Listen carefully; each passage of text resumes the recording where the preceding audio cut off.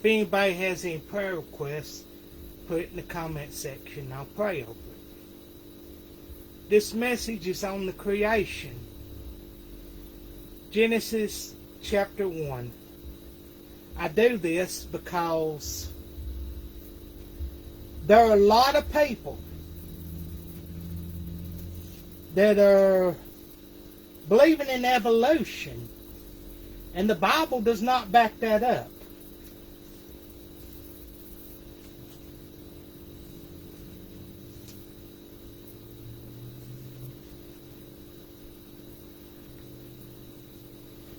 In the beginning, Genesis chapter 1 verse 1. In the beginning, God created the heaven and the earth. Now, they say that the earth came into existence from an accidental explosion that took place.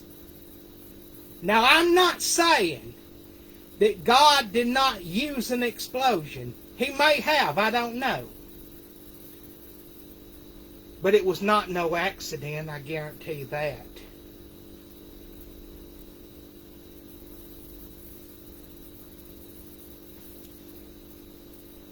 And the earth was without form and void, and darkness was upon the face of the deep. And the Spirit of God moved upon the face of the waters. Now, there was a lot of things that took place between verse 1 and verse 2. Jeremiah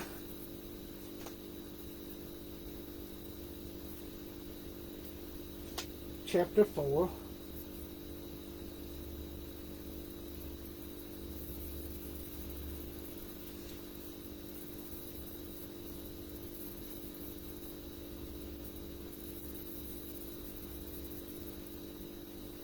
Starting at verse 23. I beheld the earth, and lo, it was without form and void. Remember, that's what it said in Genesis 1 verse 2. It was without form and void. I beheld the earth, and lo, it was without form and void, and the heavens, and they had no light. I beheld the mountains, and lo, they trembled, and all the hills moved lightly. Notice the mountain was already there, because he created it in verse 1. But there was many years that took place between verse 1 and verse 2. That's why there's a time gap. Like, they tried to use the dinosaurs to prove the Bible wrong. They'll say, the asteroid hit the earth millions of years ago, but Adam and Eve was like 5,000 or 6,000 years ago.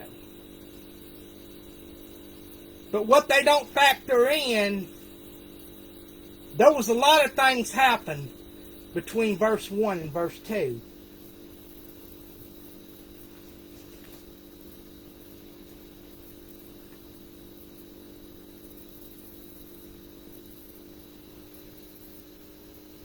Verse 25. And I beheld, there was no man. And lo, there was no man. And all the birds of the heavens were fled. They flew away. Meaning that they had already been here. I beheld, and lo, the fruitful place was a wilderness, and all the cities thereof were broken down in the presence of the Lord and by his fierce anger. In order for it to be broken down, it had to once stand.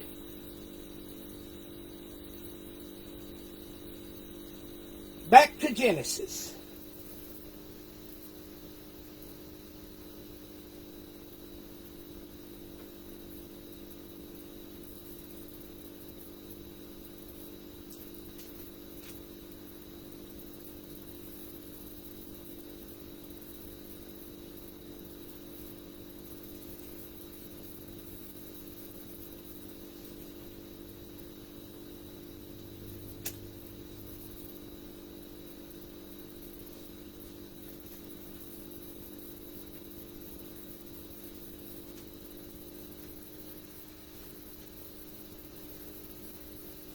Genesis chapter 1, verse 3.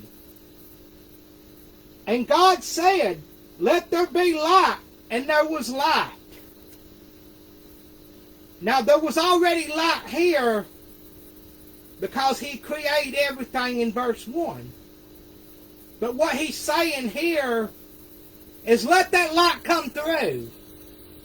The light prior to that was not able to come through. Verse 4. And God saw the light that it was good. And God divided the light from the darkness. And God called the light day, and the darkness he called night. And the evening and the morning were the first day. And God said, let there be a firmament in the midst of the waters, and let it divide the waters from the waters. And God made the firmament and divided the waters which were under the firmament from the waters which were above the firmament. And it was so. I'm going to stop right there for a minute. Scientists have found out that the earth is actually floating on water.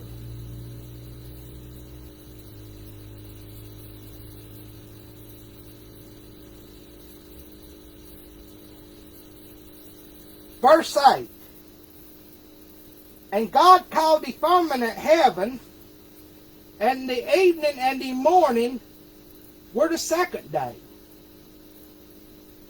And God said, let the waters under the heaven be gathered together unto one place, and let the dry land appear. And it was so. That's where the dry land come up out of the water.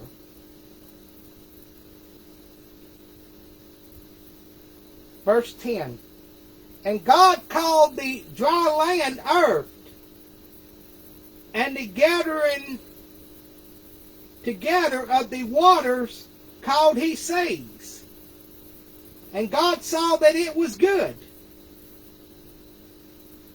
And God said, let the earth bring forth grass, the herb yielding seed, and the fruit tree yielding fruit after his kind, whose seed is in itself upon the earth.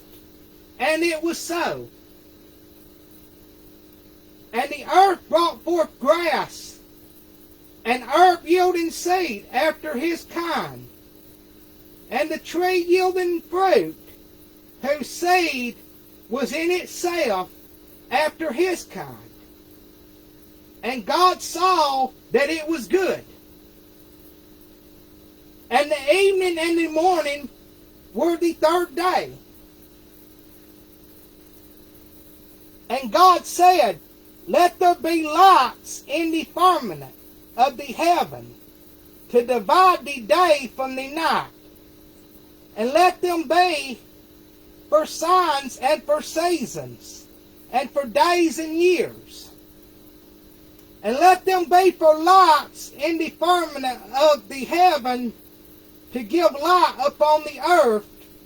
And it was so. And God set them in the firmament of the heaven, to give light upon the earth. Hold on, I just skipped some verses. I'm going to go back to 14. Because I don't know where I skipped it at. But I know I skipped some. And God said, let there be lights in the firmament of the heaven, to divide the day from the night, and let them be for signs and for seasons, and days and years. And let them be for lights in the firmament of the heaven, to give light upon the earth. And it was so. God made two great lights. The greater light to rule the day, which is the sun. He and the lesser light to rule the night, which is the moon. And I'm going to stop right there for a minute. It does not say that an asteroid made the moon. Scientists are trying to say that. They claim that when the asteroid hit the Earth went spinning so fast that the moon fell off. That is not biblical.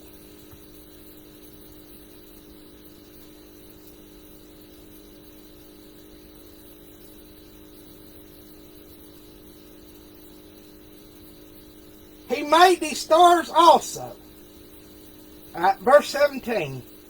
And God set them in the firmament of the heaven to give light upon the earth, and to rule over the day and over the night, and to divide the light from the darkness. And God saw that it was good. And the evening and the morning were the fourth day. And God said, let the waters bring forth abundantly the moving creature that has life, and the fowl that may fly above the earth in the open firmament of heaven. And God created great whales and every living creature that moveth. God made everything. The waters brought forth abundantly after their kind, and every winged fowl after his kind. And God saw that it was good. And God blessed them, saying, be fruitful and multiply, and fill the waters in the sea, and let fowl multiply in the earth. And the evening and the morning were the fifth day. And God said, let the earth bring forth the living creature after his kind, cattle and creeping thing, and beast of the earth after his kind. And it was so.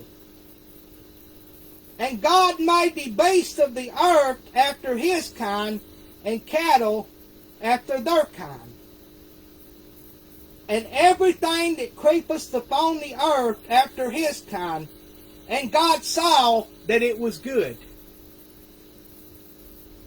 And God said, let us make man in our image, after our likeness, and let them have dominion over the fish of the sea, and over the fowl of the air, and over the cattle, and over the earth, and over every creeping thing that creepeth upon the earth. So God created man in his own image. In the image of God created he him.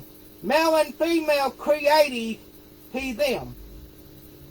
And God blessed them, and God said unto them, be fruitful and multiply, and replenish the earth. Other words, there was people here beforehand, no longer existed. He's telling them, rebuild here. Again, and God blessed them, and God said unto them, be fruitful and multiply, and replenish the earth, and subdue it, and have dominion over the fish of the sea, and over the fowl of the air, and over every living thing that moveth upon the earth.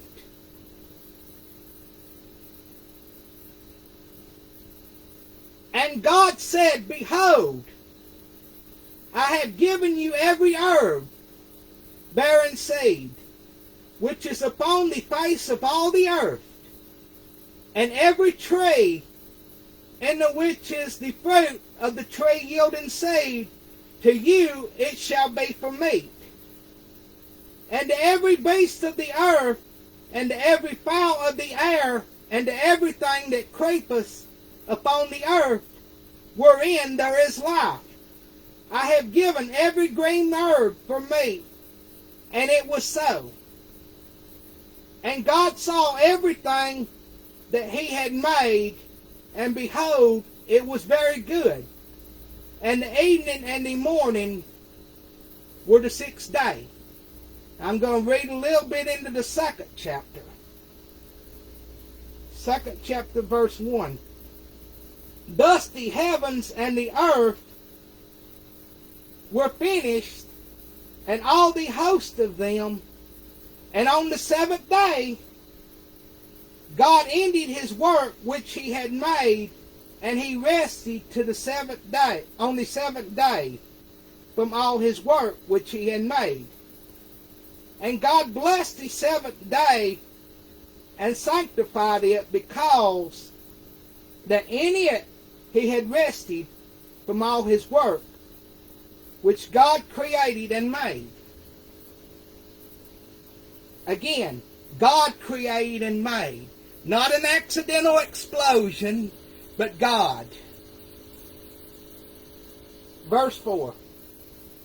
These are the generations of the heavens and of the earth, when they were created, in the day that the Lord God made the earth and the heavens, and every plant of the field before it was in the earth, and every herb of the field before it grew. For the Lord God had not caused it to rain upon the earth, and there was not a man to till the ground. But there went up a mist from the earth, and watered the whole face of the ground. And the Lord God formed man of the dust of the ground. Again, and the Lord God formed man out of the dust of the ground. It did not say that he made man evolve from a monkey. When people say that, they're trying to prove the Bible wrong. We did not come from a monkey.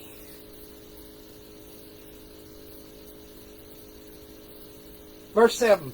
And the Lord God formed man of the dust of the ground, and breathed into his nostrils the breath of life.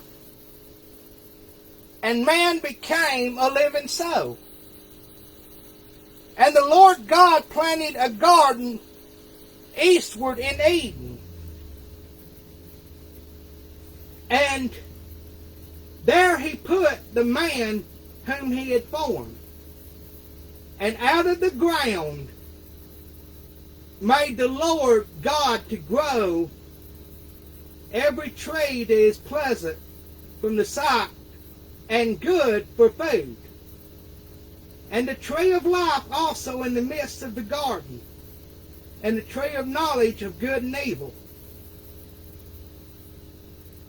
By the way, scientists, I'm going to stop right here for a minute. He created us out of the dust. Scientists have proven that. They've proven that the same fibers that's in us is from the dust. When Jesus put mud in the blind man's eye, he was making him a new eyeball.